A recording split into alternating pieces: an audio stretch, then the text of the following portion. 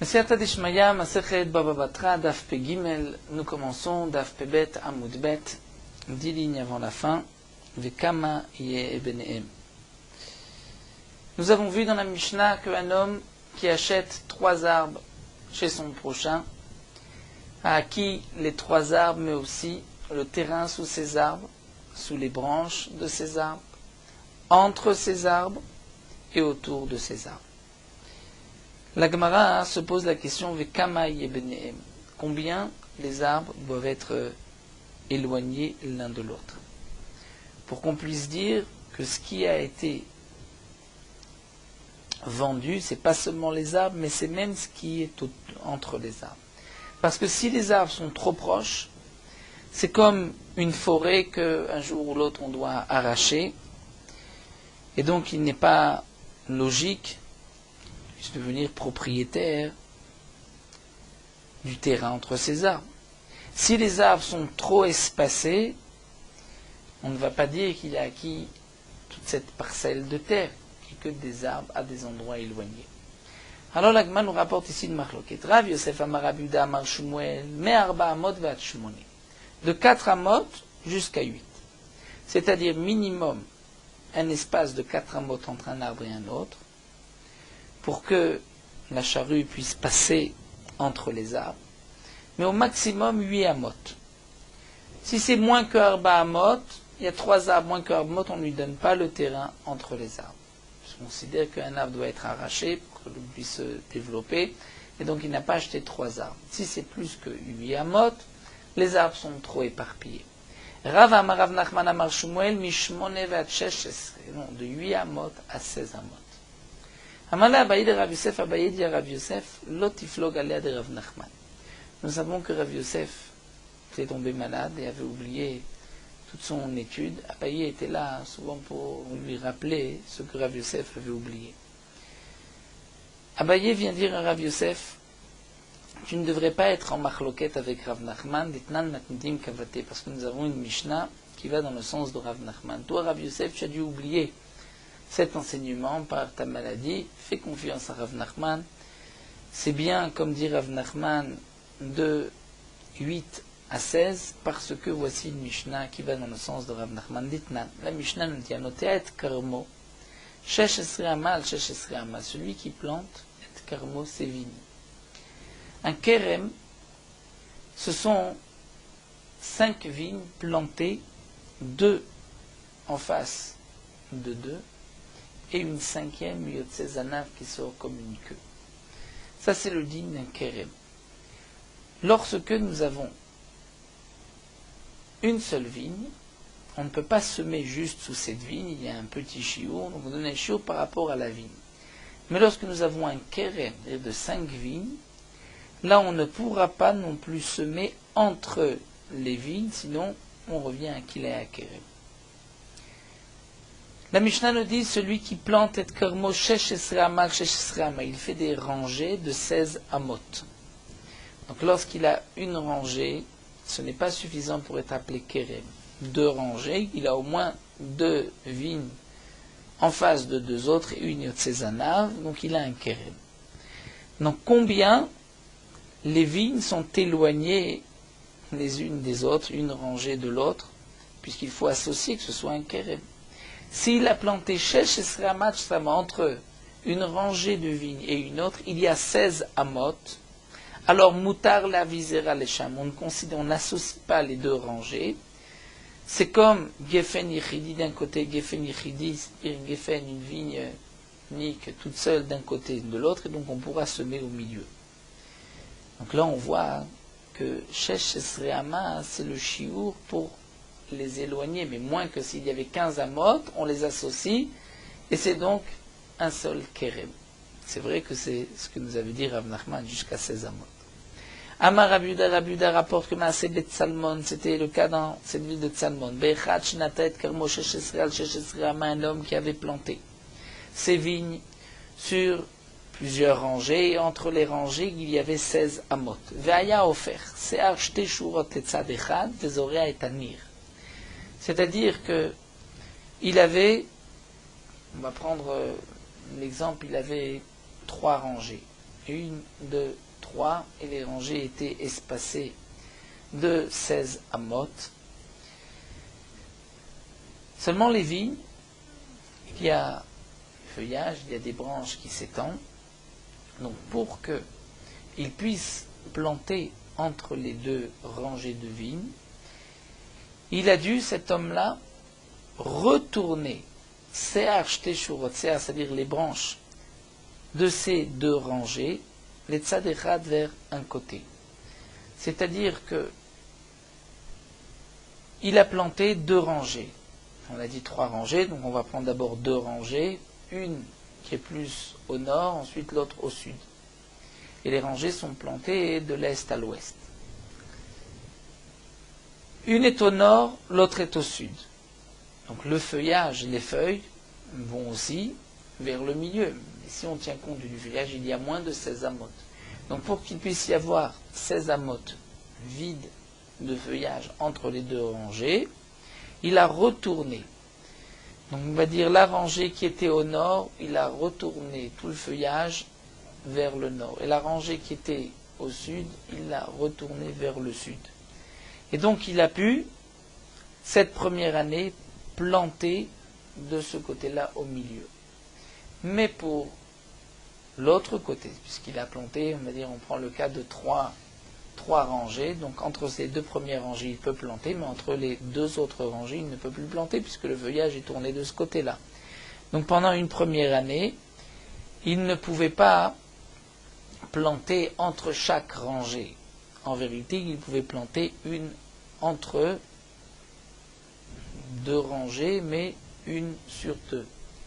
Donc s'il n'avait que trois rangées, il ne pouvait planter qu'une rangée, que entre deux rangées, mais pas de l'autre côté. S'il avait, on va dire, quatre rangées, donc il pouvait la première année planter entre deux rangées dans deux endroits, et au milieu, il ne pouvait pas planter.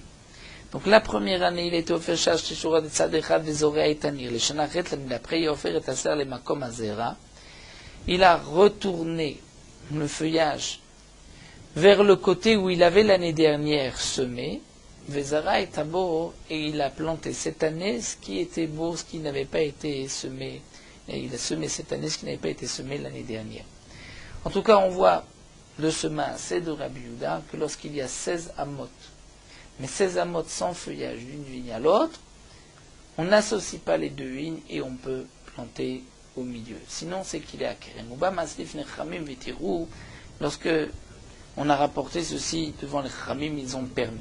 Donc on voit comme Rav Nachman que c'est 16 amot. Amarle Rav Yosef répond Anna lo yadana. Moi, je ne sais pas, c'est-à-dire je ne suis pas d'accord avec cette Mishnah. Je pense comme ce que nous allons voir par la suite, comme Rabbi Shimon, il y a ici un autre avis rapporté. Ouvda avait, il y a eu, dit Rav Yosef, un cas, Bedura de Reuta, dans une ville de berger, où un a vendu à son ami 3 arbres, il n'y avait pas 8 amot entre les arbres, et Rabbi Yehuda avait dit à celui qui a vendu, tu vas donner le terrain entre les arbres à l'acheteur, bien qu'il n'y avait que Melobakar Vekelav, c'est-à-dire que juste la bête pouvait passer avec la charrue, c'est-à-dire il n'y avait que Arba Amot. Donc on voit que à tous les kameh de Rabbi Yehuda sont présentés dans Rabbi Yehuda, va Amarle, Rabbi Yehuda a dit au vendeur, Zil Havle Kimlo Bakar Vekelav, donne-lui le terrain entre les deux, même s'il n'y a que Kimlo Bakar Vekelav. C'est combien Mlo Bakar, que le bétail, les bœufs puissent passer avec la charrue. Velo Havle Yadana, dit Rabbi Yosef, je ne savais pas que Kimlo Bakar Vekelav Kamar, c'était combien Kamare. Et ensuite, Kivan de Shamatel Aditnan, ensuite lorsque j'ai entendu cet enseignement, cette Mishnah où c'est marqué Loïta Adam Ilan Samour Sadech Averu, un homme n'a pas le droit de planter un arbre proche du champ de son voisin. Et là, Imkenirik Menu Arba Amot, sauf s'il l'a éloigné de Arba Amot.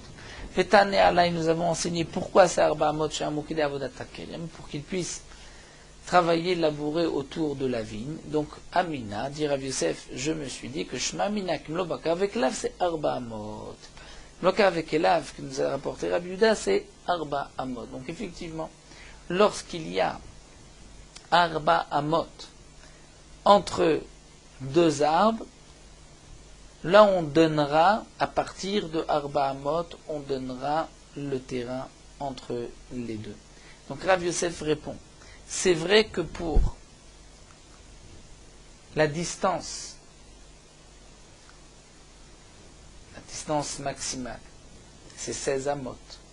C'est rapporté dans la Mishnah que c'est 16 amot. Toi tu dis que le minimum 8, maximum 16. Moi je dis minimum 4, maximum 8. C'est vrai que le maximum ici c'est marqué 16. Et donc tu voudrais dire 8 et 16. Mais moi j'ai un enseignement de Rav Yehuda où Rav Yehuda avait tranché 4. Donc puisque c'est 4, je dis 4 et 8. Et la Gemara nous dit, mais que Rav Yosef milotnan, est-ce que nous n'avons pas non plus dans le shiur au maximum un enseignement comme Rav Yosef, mais pourtant c'est marqué Rabbi Shimon Omrim Anotet, car Moshmone Amotal Shmone Mutar la Vizera Lesham. Rabbi Shimon pense que celui qui plante son kérem, c'est-à-dire 2 rangées, et il y a 8 amot entre les 2 rangées, il peut Mutar la Vizera Lesham, il pourra semer autre chose au milieu, ce n'est pas qu'il y a kérem. Pourquoi? Parce qu'il y a 8 amot qui les séparent les 2 rangées, ça ne forme pas un kérem, un vignoble. Donc on voit aussi comme Rav Yosef, qu'en vérité c'est de 4 à 8, minimum 4 et maximum 8. Au-delà de 8, Mutar la Vizera Lesham. À partir de 8, on n'associe pas les rangées d'arbres. Donc, demande la Gemara, pourquoi Abaye a dit à Rav Yosef, ne soyons pas remarqués avec Rav Nachman parce que nous avons une Mishnah comme Rav Nachman, en vérité nous avons aussi une Mishnah comme Rav Yosef. La Gemara répond, c'est vrai, mais Afilu Achima c'est adif. Abaye a préféré la Mishnah qui allait dans le sens de Rav Nachman parce que c'était rapporté le Maaseh de Rabbi Yehuda ou ba Maaseh lifnei Chachamim v'itiru, donc un Maaseh c'est plus fort. La Gemara poursuit, dit Bishlama le Rav Yosef aliba de Rabbi Shimon shamin nale mefuzarim shamla retzufim. Encore de la Gemara pour Rav Yosef, d'après Rabbi Shimon, on voit le shiur lorsque les arbres sont éparpillés, 8 amot comme nous l'avons vu, et on voit aussi le shiur lorsque les arbres sont les uns à côté des autres, minimum 4 amot de distance.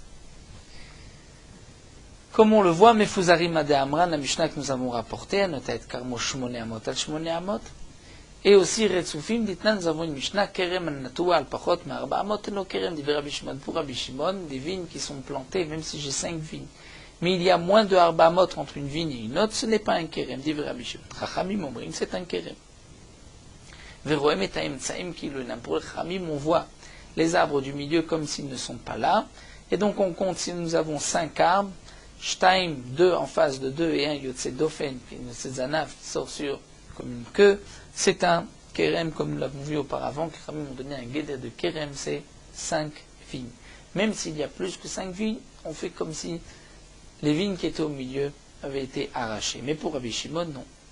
Puisqu'il y a une vigne à côté de l'autre, moins de Arba Amot, ce n'est pas un Kerem, puisque c'est comme un yard qu'on doit arracher. En tout cas, nous voyons ici, d'après Rabbi Shimon, comme nous l'a dit Rav Yosef, de 4 à 8.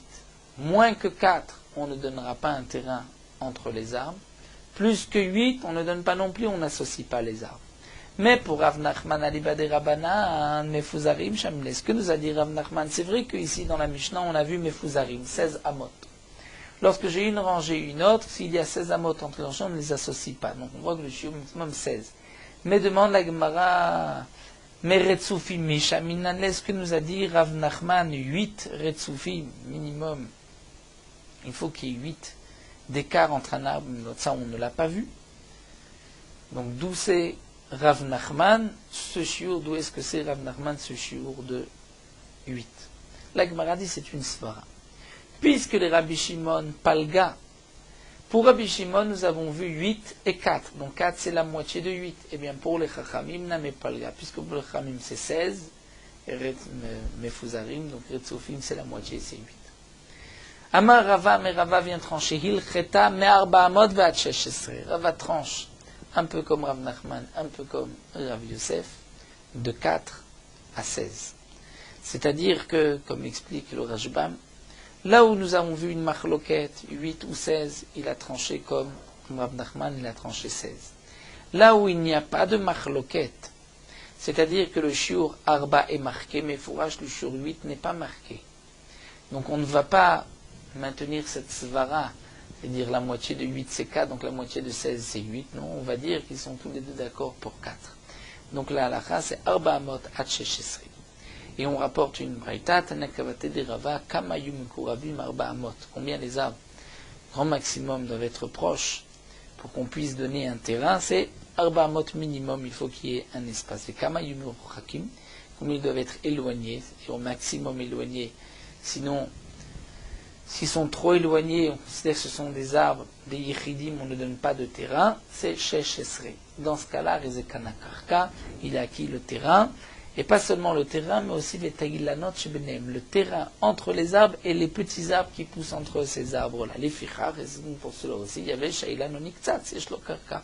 Si l'arbre a séché ou a été coupé, celui qui a acheté les arbres à un terrain, il pourra faire pousser d'autres arbres. Pachot Mikan, moins que cela, Oyeter Alkan, c'est-à-dire s'il y a moins que Arba Amot, ou il y a plus que 16 Amot, Oshelakran Beze Acharze, ou bien s'il a acheté les 3 arbres, mais l'un après l'autre, Arezelo Kana Loeta Karka Veloeta Ilanot, il n'a pas acheté ni le terrain, ni Etailat Shminem, ni les arbres entre les petits arbres qui poussent entre ces arbres-là, ni le karka, les firas, pour cela qu'il y avait le karka, que si l'arbre a séché ou a été coupé, il n'a pas de terrain, il ne pourra pas planter d'autres arbres à la place, étant donné qu'il n'a acquis que les arbres et pas le terrain. Les arbres tant qu'ils sont là. Rabbi Yirmiyah pose le problème suivant. Kshu moded. Lorsqu'on va mesurer, comme nous avons vu, qu'on doit mesurer combien de hamot il y a entre un arbre et un autre, demande Rabbi Yirmiyah, est-ce qu'on est modèle mimakom katsar, de l'endroit de l'arbre qui est plus étroit, c'est-à-dire du haut du tronc, ou bien omimakom rachav modèle, on doit mesurer à partir de l'endroit qui est plus large, c'est-à-dire proche du sol où le tronc est plus épais et plus large. Ça, c'est la question, le problème de Rabbi Yirmiyah. Amalé Rav Givia mi Bekatil Ravashi, Rav Givia de cet endroit Bekatil répond, il y a Ravashi Tashma, nous avons une preuve d'une Mishnah d'Itnan. La Mishnah nous enseigne Rekuva Sheba Gefen et no modèle de la Meika Rashini, c'est-à-dire, comme explique le Rashbam, l'habitude était de greffer un Gefen Bachour, c'est-à-dire une vigne jeune, dans une vigne qui était plus vieille. Et nos modèles, lorsqu'on va mesurer, on ne mesure que Meikar Hasheni, c'est-à-dire lorsqu'on va ensuite mesurer les Arba Amot entre ces deux arbres, pour voir est-ce qu'il y a, comme nous l'avons vu, le din de Kerem, c'est-à-dire deux en face de deux vignes, en face de deux vignes, et une cinquième Yotzazanav qui sort comme une queue sur le côté, donc vous voyez 3 et 2. Donc lorsqu'on mesure les Arba Amot, on mesure à partir du Ikar Sheni. Ikar Sheni, c'est-à-dire du deuxième nœud de la vigne. Puisque dans les vignes, il y a à chaque fois des ronds comme des nœuds. Donc non pas du premier qui est trop large, ni du troisième qui est plus étroit, mais au milieu. Donc Mina Benoni. Et ce qui a été enseigné à propos des vignes, le din est le même pour les arbres. Donc la réponse à la question de Rabbi Yirmiyah, c'est que lorsqu'on est modèle au milieu, pas à l'endroit où c'est le plus étroit, ni le plus large au milieu. Rabbi Yirmiyah pose un autre problème. Lorsqu'un homme vend 3 badeilan, c'est-à-dire c'est un seul arbre, mais cet arbre a 3 badim, a 3 troncs, qui sont espacés les uns des autres, et il y a les Arba Amot entre les troncs, parce qu'il s'agit au départ, donc il y a un seul tronc, une seule racine, mais il y a 3 badim, parce que le sol par la suite, comme nous l'avons vu, est la sirton, c'est-à-dire qu'il y a eu de la terre qui s'est réunie au bas de l'arbre. Et donc aujourd'hui, lorsqu'il achète cet arbre, on dirait qu'il achète 3 arbres. C'est dirait comme s'il achetait 3 arbres. Donc est-ce qu'on regarde par rapport à l'arbre lui-même? Et nous savons qu'il n'y a qu'un seul arbre. Et donc il n'a acheté qu'un seul arbre et il n'a pas de karka, de terrain. Ou bien, étant donné que aujourd'hui, les trois badim ont pris racine, étant donné qu'il y a, grâce à cette terre qui s'est réunie, donc les trois tiges, les trois branches ont formé des racines dans ces trois endroits, même si c'est vrai qu'en dessous ils sont réunis, mais malgré tout il y a trois arbres. Ça c'est le problème que pose Rabbi Yirmiyah. Est-ce que c'est un arbre ou trois arbres? Amar le Rav Giviyam Bekatil, et Ravashi là encore, Rav Giviyam Bekatil répond Ravashi lui dit Tashma. Dites-là, nous avons une Mishnah qui nous dit Amavrir Shalosh Gifanim. Celui qui veut avoir un kerem. Un kerem, donc un vignoble, nous avons vu que le kerem, c'est un minimum de 5 gefanim, de 5 vignes. 2 en face de 2, vachat yotzezana, une sort comme une queue. Donc pour cela, pour former 5 vignes, à l'époque, l'habitude était de faire une avracha, c'est-à-dire de prendre une branche de cette vigne, ensuite de l'enfoncer dans le sol un peu plus loin.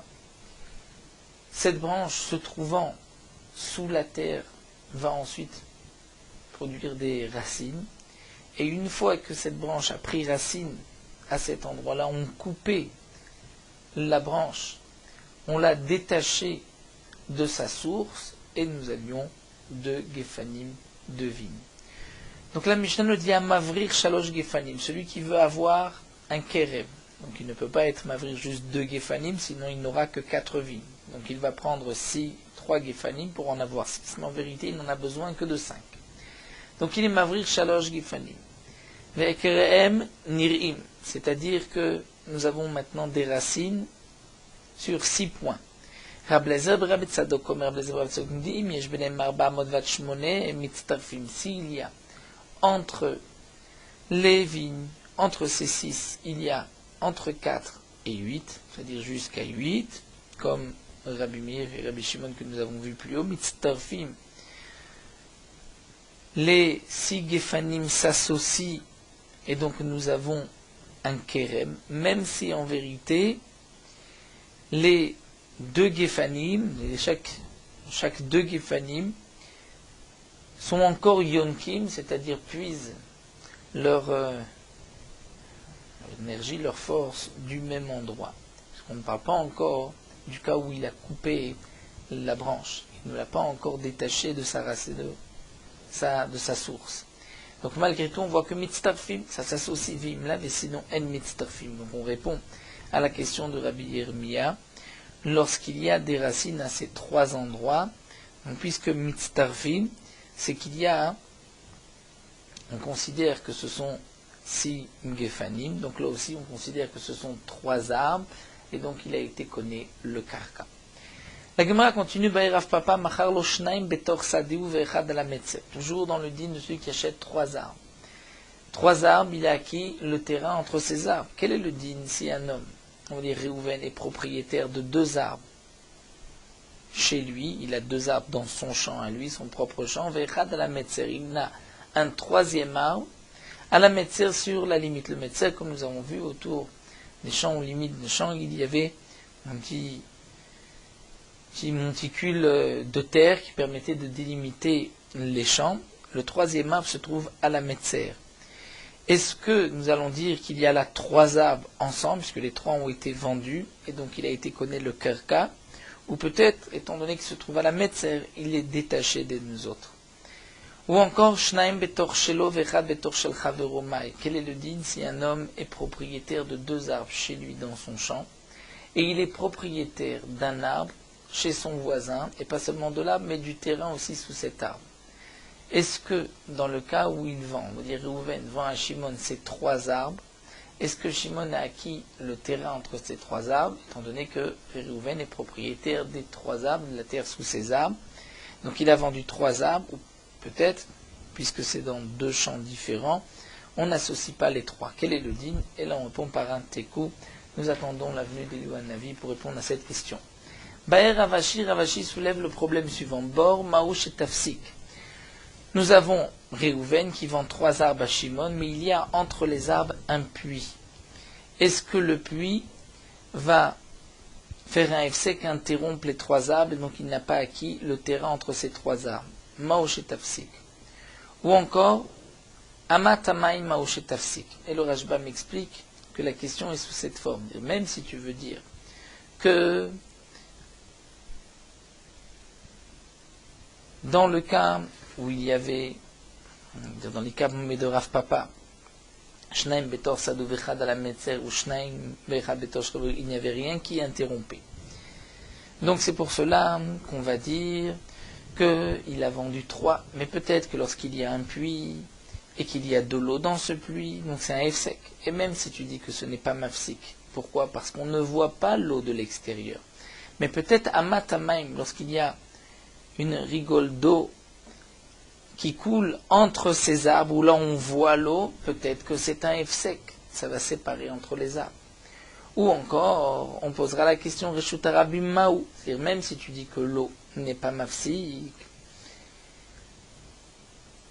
c'est peut-être parce que c'est juste une petite rigole d'eau, mais un Reshut Arabim, c'est un domaine public, un chemin qui est entre 4 amot jusqu'à 16 amot, est-ce que là c'est mafsik? Ou encore Richva Dedikle Maou, lorsque nous avons plusieurs palmiers qui ont été greffés, qui ont été plantés ensemble, peut-être que là ces palmiers vont faire un hefsek, interrompre les 3 arbres. Quel est le din Maou? Là aussi on pose la question, lorsqu'il a vendu les 3 arbres, il y a tout ce que nous avons vu qui est mafsik. Est-ce qu'il a vendu 3 arbres et donc le terrain entre ces arbres ou pas? Tekou, là aussi, nous attendons la venue de Tishbi de Yohan Navi qui viendra à Iteretz Kushot ou Bayot. Baem ine Hillel merebi. Hillel pose la question suivante à Rebi. Allah erez benehem maou. Quel est le din? Donc, tel que la Gemara a compris la question, Allah erez benehem, c'était au départ, après avoir vendu les 3 arbres, il y a un arbre, un chêne, un cèdre qui a poussé entre les arbres. Maou, est-ce que cet arbre-là, ce erez, va faire un hefsek, interrompre, il n'a pas vendu le terrain entre ces arbres? Mais la Gemara immédiatement pose la question, mais Allah birshuta dide nafak. Puisque cet arbre a poussé par la suite, donc au moment où il a acheté les 3 arbres, il a aussi acquis le terrain entre ces 3 arbres. Donc si un erez a poussé, il lui appartient. Quelle est la question? Alors la Gemara reprend, la question de Hillel était la suivante. Et la aya erez benem maou. Il y avait au moment de la vente un erez entre les arbres. Est-ce que cet arbre-là fait hefsek avec les autres ou pas? Ça c'est la question. Amarle, il lui a répondu kana vekana, c'est-à-dire il a tout acquis. Pas seulement le terrain entre ces arbres, mais même le erez, comme dit le Rashbam, puisque c'était marqué auparavant qu'il a acquis le terrain sous les 3 arbres, entre ces 3 arbres, mais aussi les arbres, les petits arbres qui se trouvent entre ces 3 arbres.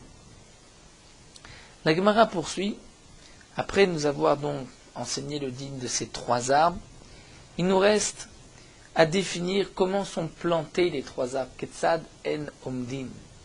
Comment sont posés ces 3 arbres? Rav Amar Keshura. Rav nous dit, même si les arbres sont Keshura, comme une ligne, c'est-à-dire un arbre à côté de l'autre. Nous avons 3 arbres. Là, on dira qu'il a acquis le terrain entre ces arbres. Shmuel Amar Kechatsuva. Shmuel a dit comme une Chatsuva.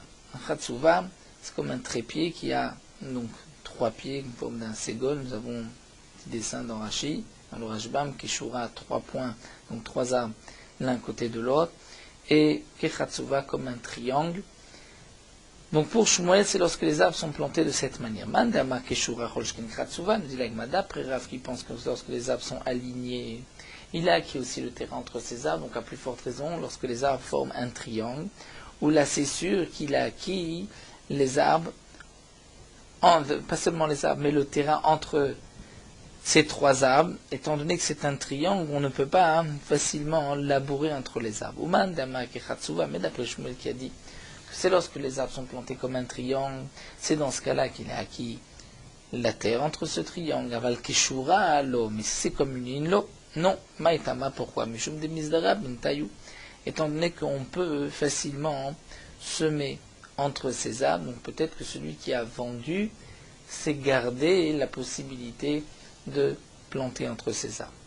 Mat Kifla Ravamnuna, mais Ravamnuna pose la question suivante. Mandamakiratsuva, d'après Shmuel qui dit, c'est seulement lorsque les arbres sont plantés comme un triangle, à ce moment-là il a acquis la terre qui se trouve entre ces trois arbres. Mais Maïtama, pour quelle raison? Tu diras, Delomisdara Bentayou. Pourquoi c'est seulement lorsque c'est comme un triangle? Parce que on ne peut pas semer, on ne peut pas labourer, on ne peut pas semer facilement lorsqu'il y a trois arbres qui forment un triangle. Dans ce triangle, on ne peut pas semer, donc c'est pour cela qu'il a été vendu ce terrain. Et donc, c'est pour cela que c'était aligné, trois arbres alignés, il n'a pas vendu le terrain. Mais là, mais ta demandera maintenant, Zavinetlat Higerumaïte, s'il lui a vendu trois Higerumaïta, c'est-à-dire trois buissons qui ont une sorte, on va dire, des épines, des ronces. Donc ces trois buissons ont été plantés, dit le Rajba, même alignés. Dès l'homme Isdara Bentayou, là on ne peut pas semer entre les arbres, les buissons, étant donné qu'il y a des ronces, donc il craint de se blesser. Est-ce que tu diras, Chinamed Yeshlo Karka, d'après toi, Shmuel, que dans ce cas-là, il aura le terrain entre les arbres? À Marley, il lui a répondu, c'est différent. Hanach lo chashive. Hanach chashive. C'est-à-dire que les higir ou maïté, ces ronces, ce ne sont pas des arbres chashuvim importants. Et nous avons besoin de deux conditions. D'abord, que les arbres sont des arbres importants, chashuvim, mais aussi qu'on ne peut pas semer, donc labourer et semer entre les arbres. Et à ce moment-là, on a acquis le terrain entre les arbres. Mais lorsque il manque une des deux conditions, c'est-à-dire que les arbustes ne sont pas chashuvim, ou bien au milieu, on peut facilement labourer entre les arbres, comme si c'était trois arbres alignés, dans ce cas-là, il n'a pas acquis le karka. Nous avons terminé cette sugya, donc des deux arbres, des trois arbres. On poursuit avec une nouvelle Mishnah. Nous allons juste aujourd'hui étudier la Mishnah et la Gemara. Nous Bezrat Hashem prendrons pour Daf Pedalet. Hamocher Rosh Bema Gassa, la Mishnah nous enseigne celui qui vend la tête d'une Bema Gassa, d'une gros bétail, d'une vache. L'Omachar et Targlaim, il n'a pas vendu les pieds de la bête. Comme nous le dit le Rashbam, dans la Tosefta, c'est dans un makom où lorsqu'on vend la tête, on n'a pas vendu les pieds. Machar et Targlaim, no Machar et Tarosh. Mais si on a vendu les pieds, on n'a pas vendu non plus la tête. Machar et Takane, si un homme a vendu Kané, explique le Rashbam, c'est les poumons. Le poumon avec la trachée artère, donc les poumons, l'omachar et takaved, il n'a pas vendu le foie. Machar et takaved, s'il vend le foie, l'omachar et takane, il n'a pas vendu les poumons. Ce qui a été vendu. Mais aval bedaka, lorsqu'il s'agit du menu bétail, là c'est différent. Machar et tarosh, machar et taraglaï, lorsqu'un homme vend la tête, il vend aussi les pieds. Pour la behema daka, lorsqu'on vend la tête, on vend en même temps les pieds. Machar et taraglaïm, l'omachar et tarosh, si on vend les pieds, il n'a pas vendu la tête. Donc bien que dans le menu bétail, lorsqu'il vend la tête, il vend les pieds, mais lorsqu'il vend les pieds, il n'a pas vendu la tête. Machar et takane, machar et takaved, lorsqu'il vend kané, c'est-à-dire le poumon, il a vendu le foie dans le menu bétail. Mais machar et takaved, il n'a pas vendu. Lorsqu'il vend le foie, il ne vend pas les poumons. Et donc, comme explique le Rabbeinu Gershom, pourquoi dans le menu bétail, lorsqu'il vend la tête, il a vendu les pattes? Parce que les pattes ne sont pas importantes, ce sont des petites pattes, et l'habitude des gens était de vendre les pieds en même temps que la tête. Donc, puisque c'était ainsi l'habitude, lorsqu'il vend la tête pour le menu bétail, il a vendu aussi les pieds, mais inversement, lorsqu'il vend les pieds, il ne vend pas la tête.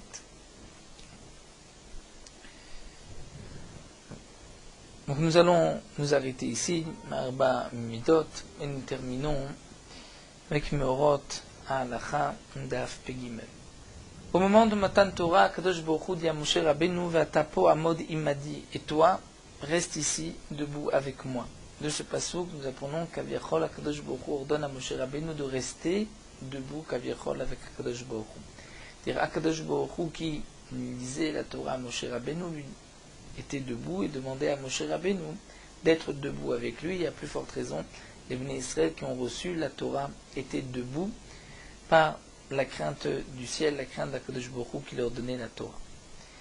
C'est pour cela que celui qui monte au Sefer Torah est celui qui lit dans la Torah, et aussi le Gabbai, le responsable qui appelle les fidèles à monter à la Torah, doivent être tous les trois debout au moment de la Kriyat Torah. Les Chachamim disent aussi, de la même manière que la Torah a été donnée Be'ema, dans la crainte, nous devons aussi au moment de la Kriyat Torah être dans la crainte. Et donc celui qui monte au Sefer Torah, celui qui lit dans la Torah, le Gabbai aussi, se doivent d'être debout et de ne pas s'appuyer sur un mur ou sur la teva ou sur une table, même si, comme c'est le cas ailleurs, où si on dit que lorsqu'on enlève la table, si on peut encore rester debout, donc on est considéré comme debout, alors que dans le cas où lorsqu'on s'appuie sur une table, si on enlève la table, on tombe, là on n'est pas debout, on est assis. Puis malgré tout, pour la lecture de la Torah, il faut faire attention de ne pas s'appuyer sur la teva, même si, lorsqu'on enlève la teva, la table, on restera debout malgré tout, étant donné que c'est une amida qui doit être be'ema dans la crainte, on ne peut pas être debout en s'appuyant, qui est une forme de gava, d'orgueil, donc on se devra de se tenir debout sans s'appuyer ni sur la teva, ni sur un mur, ni sur les remparts de la bima.